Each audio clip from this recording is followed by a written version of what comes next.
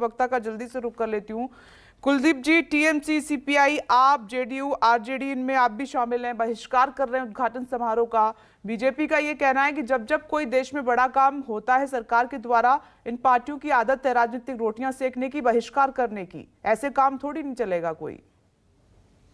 देखिए विपनेश जी, मुझे लगता है कि ये बहुत दुखद भी है कि आज़ादी के 75 वर्ष बाद आज भी ये जो मानसिकता है ना, दलित आदिवासी पिछड़ा विरोधी जो मानसिकता है, ये मानसिकता आज इस देश में कायम है और एक काम कर रही है।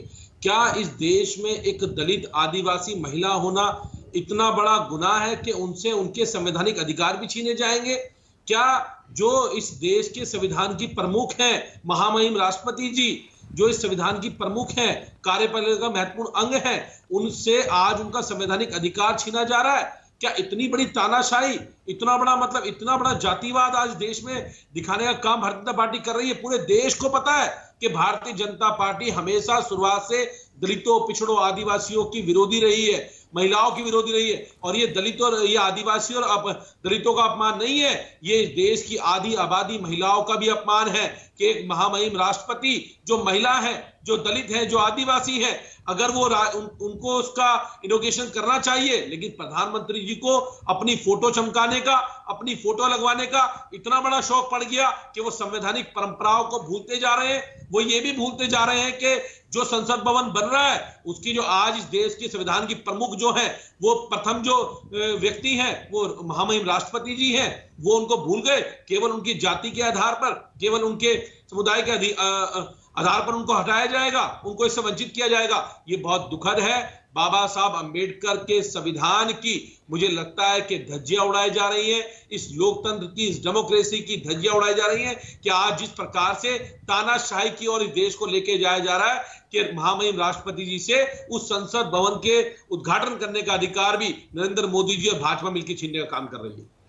कुलदीप जी, आप कह रहे हैं कि ये दलित समाज का अपमान है। इस पद पर रामनाथ कोविंद और द्रौपदी मुर्मू को किसने बैठाया? बीजेपी कह रही है आम आदमी पार्टी ने बैठाया है क्या?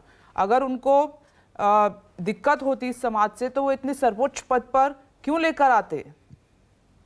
नहीं, तो अगर दिक्कत नहीं होती और उन्होंने बैठाया है तो ये तो उनको पता है कि देश के अंदर दलित और आदिवासियों के बिना वो सरकार चलाना संभव नहीं है।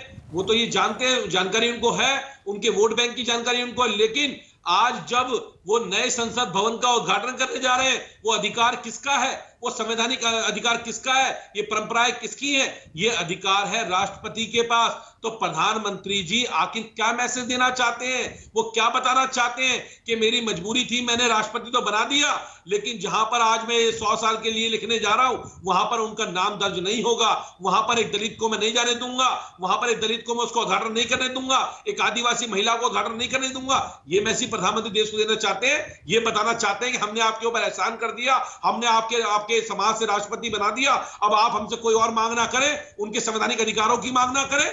ये कौन सी बात हुई? अगर आपने किसी को बना दिया तो क्या संवैधानिक अधिकार खत्म हो जाएंगे?